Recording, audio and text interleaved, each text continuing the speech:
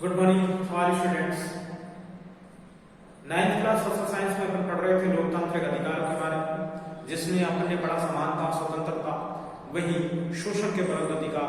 वही बात करते हैं सांस्कृतिक और शैक्षणिक अधिकार, जिसमें भारत जाति, बोली, भाषा, वर्ग, समुदाय, धर्म आदि के आधार पर भिन्नता देखने को मिलती है यहाँ पर।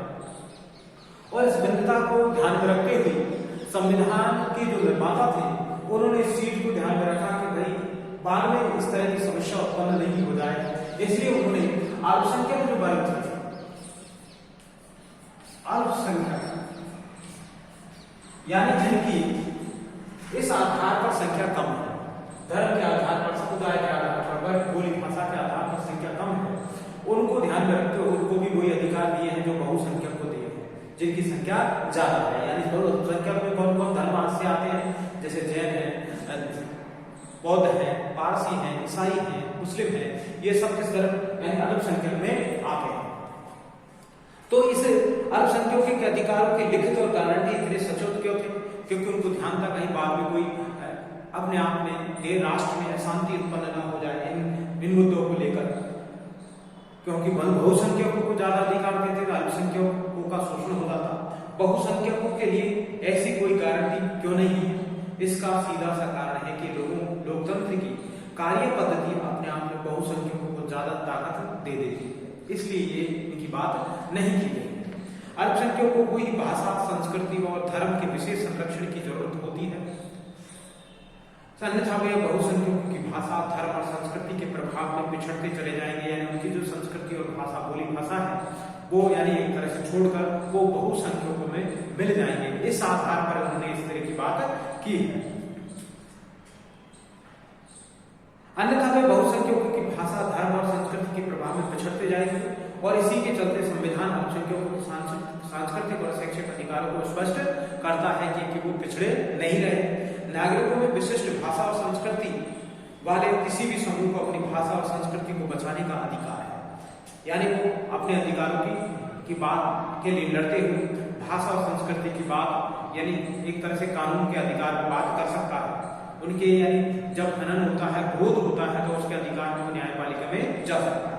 किसी भी सरकारी या सरकारी अनुदान पाने के लिए शैक्षणिक संस्थानों में किसी भी नागरिक को धर्म और भाषा के आधार पर दाखिला लेने से नहीं रोका जाएगा, वंचित नहीं किया जाएगा कि भाई फला जाति, धर्म या वंश का जो लोग हैं यानी इसमें किसी भी शिक्षण संस्थान में दाखिला यानी प्रवेश नहीं होगा, यानी किसी भी प्रकार का यानी प्रतिबंध नहीं लगाया गया है। सभी को यानी एक तरह से खुले रूप में यानी एक तरह से स्वतंत्रता दी गई है कि वो एक तरह से अपने अधिकारों का प्रयोग कर सकता है। सभी अल्पसंख्यकों को अपनी पसंद का शैक्षणिक संस्थान यानी जब शिक्षा प्राप्त करते हैं वो अधिकार स्थापित करने और चलाने का अधिकार दिया है, यानी शिक्षण संस्थान चला भी सकते हैं और शिक्षा प्राप्त कर सकते हैं किसी भी शिक्षण संस्थान में। यही अल्पसंख्यक का अर्थ राष्ट्रीय स्तर पर धार्मिक अल्पसंख्यकों को भर से नहीं है कि यानी धर्म के आधार पर जिनकी संख्या कम है, बल्कि उनसे भी है किसी स्थान पर एक खास भाषा बोलने वालों का बहुमत होगा, यानी जिनकी संख्या कम है और किसी की संख्या यानी कई बोली भाषा वाले यानी जिनकी संख्या ज्यादा है तो वह अलग भाषा बोलने वाले अल्पसंख्यक होंगे। जैसे अपन बात कर सकते हैं आंध्र प्रदेश में तेलुगु बोलने वालों का बहुमत है और वहीं कर्नाटक में वह अल्पसंख्यक है, लेकिन तेलुगु आंध्र प्रदेश में तो ज्यादा बोले जाते हैं लेकिन कर्नाटक में उनकी संख्या क्या है, कम है। तो इस आधार पर ऐसा नहीं है उनका विरोध किया जाएगा, वहां उनको वो अधिकार नहीं मिलेंगे, बराबर उनको अधिकार मिलेंगे। वहीं पंजाब में सिख बहुसंख्यक है, वहीं राजस्थान और हरियाणा, दिल्ली में उनकी संख्या कम है। तो इस आधार पर ऐसा नहीं है कि बहुसंख्यकों को ज्यादा अधिकार मिले, अल्पसंख्यकों को कम अधिकार मिले, सभी को समान रूप से ये अधिकार दिए गए हैं, शिक्षा और सांस्कृतिक अधिकार दिए गए हैं। वहीं बात करें हमें ये अधिकार कैसे मिलते हैं, यानी इनको एक तरह से मूल जो अधिकार है भारत के संविधान में जिनको शामिल किया गया है, एक तरह से भारतीय संविधान का जो बुनियादी जो ढांचा है, एक तरह से मूल जो ढांचा है उसमें इनको दर्ज किया गया है। मूल अधिकार को, मूल अधिकार क्या है, एक तरह से संविधान का मूल ढांचा है, यानी किसी भी रूप में इनको यानी अलग नहीं किया जा सकता है, इनको कम नहीं किया जा सकता है। यदि अधिकार गारंटी की तरह है तब भी ये हमारे लिए किसी काम के नहीं है। क्यों? अगर इन गारंटियों को मानने और लागू करने वालों ने हो, क्योंकि इनका कोई औचित्य नहीं रह जाता है जब तक इनको मानने वाले नहीं होंगे, इनको लागू करने वाले नहीं होंगे। यानी एक तरह से स्थिति के आधार पर संविधान में दिए गए मौलिक अधिकार महत्वपूर्ण है, इसलिए इन्हें लागू किया जा सकता है। हमें उपयुक्त अधिकारों को लागू करने की मांग करने का अधिकार है, हमारे पास उन्हें लागू कराने के भी उपाय हैं और इसे संवैधानिक उपचारों का अधिकार कहा जाता है। यानी जब इन अधिकारों का जब हनन होता है, ऐसी परिस्थितियों में अपन संवैधानिक उपचारों का प्रयोग करते हैं जो न्यायालय के द्वारा इनकी यानी संरक्षण दिया जाता है। यह भी एक मौलिक अधिकार है, यानी इसको भी एक छठे मौलिक अधिकारों में रखा गया है, संविधान उपचारों का अधिकार। संवैधानिक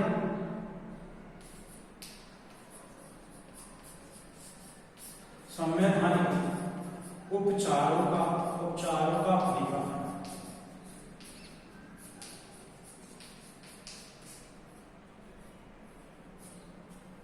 ये भी एक तरह से छठा जो मूल अधिकार है उसमें इसको दर्ज किया गया है। संभव है कि कई बार हमारे अधिकारों का उल्लंघन कोई और नागरिक या कोई संस्था या फिर सरकार ही कर रही हो, तो पर जब उनमें से हमारे किसी भी अधिकार का उल्लंघन हो रहा हो, तब हम अदालत के जरिए उसे क्या कर सकते हैं, रोक सकते हैं, यानी न्यायालय में जा सकते हैं। चाहे तो अपन राज्य के उच्च न्यायालय में जा सकते हैं या फिर केंद्र यानी संघ यानी पूरे भारत का जो है सर्वोच्च न्यायालय,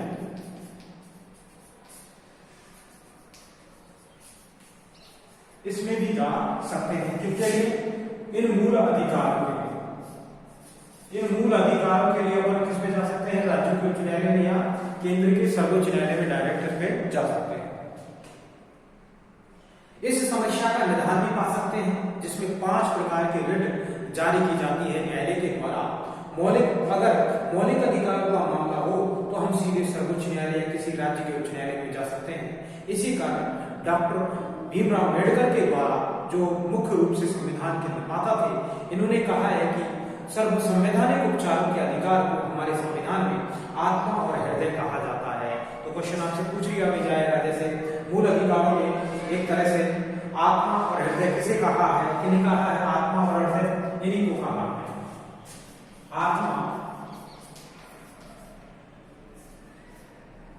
हृदय, इनको कहा गया है। किसके द्वारा? डॉक्टर अंबेडकर के द्वारा।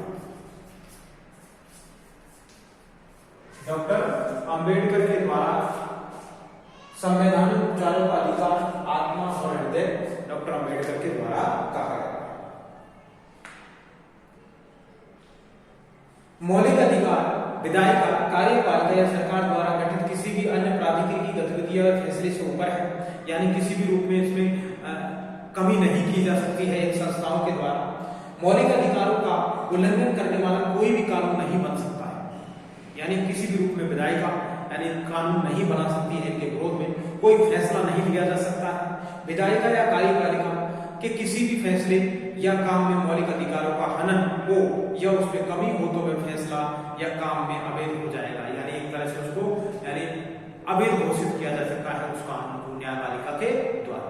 हम केंद्र और राज्य सरकारों द्वारा बनाए गए ऐसे कानूनों को, उनकी नीतियों और फैसलों को या राष्ट्रीयकृत जो बैंक है, राष्ट्र के जो बैंक है या बिजली बोर्ड जैसे उनके द्वारा गठित संस्थाओं की नीतियों और फैसलों को चुनौती भी दे सकते हैं। वे भी व्यक्तियों और निजी संस्थाओं के खिलाफ मौलिक अधिकार के मामले में दखल दे सकती है। सर्वोच्च न्यायालय या उच्च न्यायालय में मौलिक अधिकार लागू कराने के मामले में निर्देश देने, आदेश का या रिट जारी करने का अधिकार है, जो 5 प्रकार की रिट जारी की जा सकती है न्यायालय के द्वारा। इन दोनों के द्वारा यानी 5 प्रकार की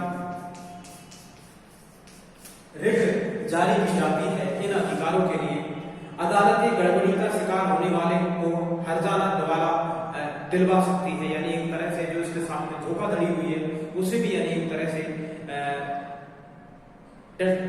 से अपने हर्जाना, आर्थिक रूप से जो हर्जाना है वो दिला सकती है। अध्याय 4 में हमने देखा कि हमारे देश की न्यायपालिका सरकार और संसद से पूरी तरह से स्वतंत्र है, यानी कह सकते हैं भारत की जो न्यायपालिका है उसको स्वतंत्र रूप में रखा गया है। ये जो न्यायपालिका का जो स्वतंत्र रूप है ये अमेरिका से लिया गया है, जैसे मैंने आपको पहले बताया, और ज्यादातर जिन लोकतांत्रिक देशों में न्यायपालिका को स्वतंत्र ही रखा जाता है। हमने ये भी देखा था कि न्यायपालिका बहुत शक्तिशाली होती है और वह नागरिकों के अधिकारों के लिए कुछ जरूरी हो वह करने में पूर्ण रूप से सक्षम होती है। मौलिक अधिकारों के हनन के मामले में कोई भी पीड़ित व्यक्ति न्याय पाने के लिए तुरंत अदालत में जा सकता है जब उसके अधिकारों का हनन होता है। पर अब अगर मामला सामाजिक और सार्वजनिक हित को लेकर है तो ऐसी स्थितियों में तो ऐसे मामलों में मौलिक अधिकारों के उल्लंघन को लेकर कोई भी व्यक्ति अदालत में जा सकता है, जिसमें सूचना का अधिकार जिसे कहते हैं। जैसे क्या कहते हैं, यानी कोई व्यक्ति अगर इस अधिकार को लेकर यानी उसके अधिकारों का उल्लंघन हुआ है तो वही उसे अन्य समुदाय या सार्वजनिक रूप में मानते हुए उसे सूचना का अधिकार कहा जाता है।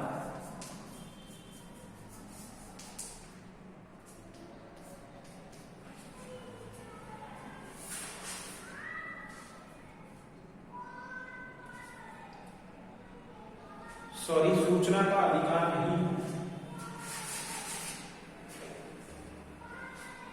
जनहित याचिका, जनहित याचिका, सूचना का अधिकार जनहित याचिका जिसे कहा जाता है, यानी एक व्यक्ति के द्वारा उसके एक व्यक्ति का जो अधिकारों का हनन होता है तो सार्वजनिक रूप से अन्य व्यक्तियों के द्वारा उसको जब उसकी अधिकारों को न्यायालय में ले जाया जाता है हनन होने पर तो उसे जनहित याचिका कहा जाता है, उसे सार्वजनिक मान लिया जाता है। एक व्यक्ति के अधिकारों का जब हनन होता है तो ऐसी स्थिति में वही मैं बात कर रहा था सूचना का अधिकार की, यानी सरकार के द्वारा जब कोई भी योजना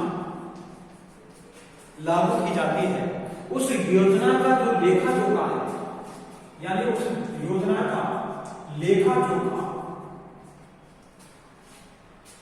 यानी एक तरह से उसके बारे में जानकारी प्राप्त करने का प्रत्येक व्यक्ति को अधिकार है। इसे कह सकते हैं सूचना का अधिकार। यानी कोई भी सरकार के द्वारा जो योजना लागू की गई जनता के हित के लिए तो उसके बारे में जानने का पूर्ण रूप से अधिकार है जनता को, जिसमें 10 रुपए का फॉर्म आता है जिसमें अपन को यानी 1 महीने में उसके बारे में जानकारी देनी होती है। अगर 1 महीने में वो जानकारी नहीं देता है तो इसके खिलाफ जो कर्मचारी है उसके खिलाफ कार्रवाई हो सकती है। इसे सूचना का अधिकार कहते हैं। वही जनहित याचिका अलग है, यानी एक तरह से जब किसी व्यक्ति का जब अधिकारों का हनन होता है तो सार्वजनिक रूप से उसको यानी न्यायालय में लाया जाता है उन अधिकारों को, जिससे जनहित याचिका कहा जाता है। इसमें कोई भी व्यक्ति या समूह के द्वारा सरकार के किसी कानून या काम के खिलाफ सार्वजनिक हितों की रक्षा के लिए सर्वोच्च न्यायालय या किसी उच्च न्यायालय में जा सकता है और ऐसे मामले को जज के नाम पर पोस्ट कार्ड पर लिखी अर्जी के माध्यम से उठाया भी जा सकता है। यानी वो व्यक्ति जाने में असमर्थ है लेकिन अन्य व्यक्तियों के द्वारा जो समाज के में अपने आप में बुद्धिजीवी हैं उन व्यक्तियों के द्वारा इस मुद्दे को उठाया जा सकता है इन अधिकारों को लेकर।